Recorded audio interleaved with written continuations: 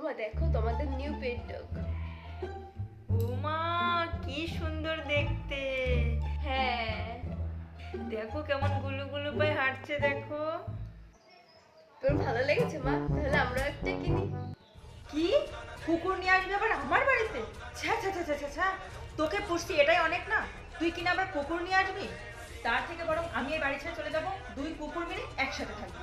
তুই জানিস কুকুরের কত লোম ওঠে, সেই লোম গিয়ে খাবার দাবারে পড়বে, সেই খাবারগুলো কিনা আমরাই খাবো।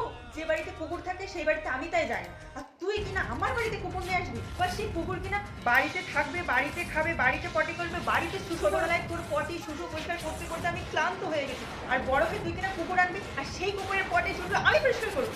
না না না না না না, আমি এটা মানতে পারবো না। আর একটা কুকুরের খরচ জানিস তুই?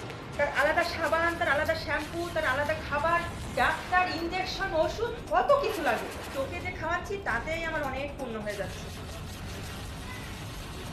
আর যদি তোর দরদ এতই উতলায় তাহলে তুই বাড়ি থেকে বেরিয়ে গিয়ে রাস্তার কুকুরদের সঙ্গে থাক, যা।